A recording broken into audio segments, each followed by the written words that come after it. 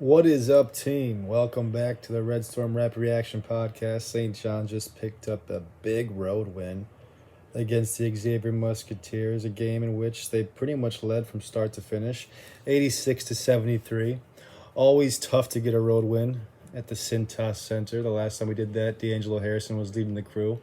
But we got the job done, and it was, our go-to guy, Julian Champagny, who carried us down the stretch. Some huge baskets late, a few baskets in the post, some jump shots, and then some collective good defense and, some luck, perhaps. Xavier was ice cold from the perimeter, and they started to miss shots completely towards the end. We hit some timely baskets. Coburn, especially. Wheeler in the second half, especially. Outside Champagne's major contribution, and collectively, we got the job done. Soriano had a good, solid game. I just saw a stat that he's was plus 25, or maybe he was even plus 27 in 25 minutes. Either way, it was a huge, huge number. He had a good impact on the court. I think Xavier having two big guys who predominantly do their work inside the post. I know Nunji is capable of hitting a three, Fremantle's capable of hitting a three, but they aren't going to run around the perimeter and get Soriano in situations where he's, a step behind. They might try to spread him out, but I think he can get out there and contest. We were able to keep him on the court for long stretches tonight, and he responded and played well. He finished with 8 points, 7 rebounds, 4 assists, 4 blocks. So he continues to show that he's a good passer, capable passer. The rebounding, that's a good sign. Block shots, it's been there all year. And then he had that one big post move in the second half, baby hook over his left shoulder, which has been his, if you want to call it, his go-to move. Hopefully we can continue to get him more comfortable, use him in the half court on offense, and allow for him to play more defensively inside the paint, not chasing guys around the perimeter. If that means we got to back off on our switches, back off on our aggressiveness a little bit, I say we made that concession because he's one of our 5 best players, and you want to be able to play him as much as possible. Champagny had 27 points, did have 5 assists, a couple real nice passes, a couple simple passes. He had that one drive and one-handed dump off to Soriano for the dunk in the first half. Lightning pass, Soriano caught it, finished it really quick. He played a great game overall. He got going in the first half with some shots. You could see his confidence was rising. And then in the second half, it was some post work. Backing guys down, finishing over his left, finishing out over his right shoulder, and a nice bank shot that was super smooth, kind of iced the game right there. Huge game for him, and a game he needed to kind of solidify himself again amongst the Big East best. And I didn't think he was, in my mind, I think it's just a slump. I think these seasons in general are a small combination of games, and guys have 10 games of below average play, and people think they've lost it. It happens. Guys go into shooting slumps, and Champagne's game is greatly determined by his ability to make jump shots. And if he's in a little bit of slump, obviously he's going to be struggling. And with struggles comes loss of confidence. With loss of confidence becomes second-guessing jump shots, so on and so forth. Today, shots were falling. He got going early, and then he finished late. So hopefully he can continue to do that the rest of the Big East play and finish strong and make a push for first team All Big East these last 5 or is it 5 games left now? I think 5 games left. We're not going to get that Marquette game, unfortunately. Montez Mathis had 10 points, 4 rebounds, 3 assists, a couple real nice plays in transition. Did have, a couple dumb plays that thankfully didn't hurt us, and I hate to get on guys for plays, but that technical foul, no reason to be hanging on the rim there. Even if you think it was a quick whistle, there's no reason to do it to give him even a chance. All right, so that could have cost us early. He did miss a dunk early off a nice pass from my man Dylan Wasu, who again had a few boneheaded plays, but still finished with 5 assists, finished with 4 rebounds, made some good plays defensively. Of course, he's going to get ridiculed for the bad plays he makes, but I think he does a handful of good things out there. He had that behind the back pass early. Mathis missed that dunk, led to an and one on the other end, which was a big swing early on. We're not a good enough team to make mistakes like that. We got to capitalize on easy opportunities. We can't give them free baskets off technicals. We can't have stupid goaltending off obvious baskets and giving up free points. We're just not that good, unfortunately. Today it didn't hurt us. We've seen time and time again, how meaningful 1 or 2 points can be in a basketball game. Speaking of 1 or 2 points being meaningful in a basketball game, we've seen free throws come back and haunt us all Big East year. Tonight we were 8 for 10, okay? And from the field overall, we shot well. I'm sorry, we were 10 for 12 from the line, 83%. We were 8 for 20 from 3. It's a great percentage and a great number. And we were 34 for 63 from the field, 54%. So great offensive numbers. We were getting good looks. We were sharing the basketball extremely well. A bunch of guys had a handful of assists. Wusu had 5, Champ had 5, Posh had 4 assists, Mathis had 3 assists, Soriano had 4 assists. As a team, we had 24 assists on 34 made baskets, 14 turnovers. So really good numbers. I mean, we were sharing the ball well. We play at such a high pace. Expect to turn the ball over more than most, but it's good to see guys are so willing to share the ball. Mentioned Coburn hitting a few shots. He had 13 points, 5 for 8 from the field, 3 for 3 from 3. All 3 of them were big baskets. That one in the second half gave us some separation. I think it was 63-58. He hit that 3. And from then on, we kind of kept our distance and eventually pushed that out to 14, 15 points. But he also had a big dunk. He had that one follow off the Wusu air ball. I'm going to hope that shot got tipped because that was way short, but could have easily just been an air ball. Coburn was quick to the basketball, picked it up on the baseline, finished it up. And went from being a bad shot to 2 points. It's a big swing right there. He also had 2 assists, a steal, and played well overall. He's getting comfortable, and he's an added dimension. You can play him with Posh a lot easier than you can play Smith with Posh because the height difference. All right, and you can still space the floor a little bit better. Smith did hit 3 in the first half, and I thought he played pretty tough for those few minutes he was in there. He didn't get in the second half. NY, 4 points, 3 rebounds.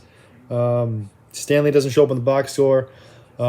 Xavier did go on a run when he was in there. I will say the first minute he was in there, he got forced an offensive foul on Xavier attacking the glass, and he got Posh an easy look running his man off a screen. All right, so he does things that don't show up in the box score.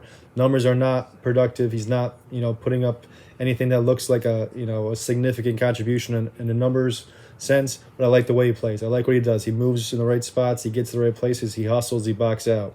Things that don't show up in the box score. He doesn't hurt you. Who else played well? Wheeler in the second half really sparked a run, and that's my first time mentioning him so far. That's my bad. Kind of non-existent in the first half. Had 2 quick fouls. In the second half, he started with a nice drive, got all the way to the rim, finished with a 2-handed dunk. Then he hit a 3.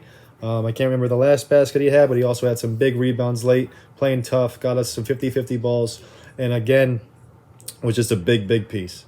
And it's looking more and more like we are going to be praying this kid is coming back for an additional year at St. John's, all right? And I sure as hell had my doubts in the offseason, and then in the preseason he struggled some, and, I've questioned whether he should be a perimeter player, an interior player, or if he should be focusing from 3 or whatnot. Just all that matters is I was mostly wrong. All right, the kid has proven he's a significant contributor. He can do a multitude of things well on the court. He's handling the ball better. He's making plays for others. He's being aggressive, attacking the basket, finishing around the rim. And whenever he gets his feet set and he has a good look, I think it's going in. And you can tell he thinks it's going in, and the team thinks it's going in. And he's really changed the dynamic of the team. When you got 2 guys on the perimeter who are threats to catch and shoot like that and can help you defensively with their length, can help you on the board, can get some baskets inside. It really, really, there I go again with the double reallys, enhances your ability to be a versatile team, offensively, defensively, making things happen. So another good game from Wheeler. I think that's another game in double digits. I forget how many in a row that is, but it's some type of impressive streak. So we're 14-11 now. Let's see what we got on the schedule ahead. 14-11, 6-8 in the Big East. Still have a chance with the schedule we have to get to 500 in the Big East. That's probably not going to be enough to make the tournament, just being 500 in the Big East. But we'll go a long way in finishing the end of the season on a high note. And there's always a chance for the Big East tournament, and who knows what can happen. If we win out in the regular season, yeah, I think we got a chance. But that's a tall ask, but it's something we could look forward to each game, at least at this point. We have Butler at home on Friday. It's a game we got to win. All right, can't take a step back there. We already beat them on the road. Let's sweep Butler, and they're playing better. All right, they're winning they're winning games and they're losing close ones. Then we go home versus Creighton, a team that we owe. They took care of us at their place. We got to get that win. All right, if we get both those wins, 2 home wins, all right, games we couldn't take advantage of against Villanova and UConn, two better teams at home, but we played close. All right, we had our opportunities. If we could take advantage of these opportunities against two lesser opponents, Butler and Creighton, that would get us to 500 in the Big East. All right, so we control our destiny these next two games. I bet you we're favored in both these games. Slight favorite in both these games to get to 500 in the Big East, get to 16-11. Then you row it at DePaul, okay? DePaul's going to be hungry as hell, looking at that game as a great opportunity, but still, a team you can beat on the road gets a 9-8 in the Big East. All right, so there's your path to 9-8 in the Big East. All right, and it doesn't seem too daunting. Butler at home, Creighton at home, DePaul on the road. Next three games. Then, excuse me while I kill my Wi-Fi. You have Xavier at home, a team we just beat at their place by double digits. All right, so we know we can take care of them. Then you finish with Marquette on the road. All right, a team who's overperformed, but is coming back down to earth a little bit as the season goes on. Who knows where they'll be another couple weeks from now? All right, who knows where we'll be another couple weeks from now? But a very manageable 5-game stretch to finish the season off. All right, if you go 4-1 in this stretch, you're 10-9. Okay, 10-9 doesn't sound too bad, does it? 10-9 doesn't sound too bad. But anyway, all right, it's good to come out on this end. All right, I know that at this point, it seems like I only come out after wins, and maybe there's some truth to that. All right, I didn't want to talk to you guys after those two losses. The UConn one was tough. The Villanova one, that was fool's gold. You know, even when we had that shot at the end to tie it, it never seemed like it was real. And it would have felt real if we hit that shot, but getting all that close after, falling down 17 or 20 points or whatever it was to come back and have a chance at 15 seconds left just seemed like, a microcosm of too many St. John seasons. Give ourselves a little bit of hope for whatever reason just to have it fade away at the end. All right, and then UConn, story of the season right there. All right, had a 7-point lead in the second half, didn't make the plays to close it out. For whatever reason, didn't get it done. All right, we got jobbed by another terrible call against UConn in the first half, or in the second half, closing moments of the game. That play on the sideline, we called a foul on Mathis. The ref was obviously assuming we were going to foul. There was no foul. UConn turned it over. We had a steal going towards the basket instead. They get a foul and go to the free throw line, and essentially the game's over. But I digress, okay? Anyway, guys, thank you for tuning in to the Red Storm Rapid Reaction Podcast. I'm Pat Kane. Please follow, rate, review.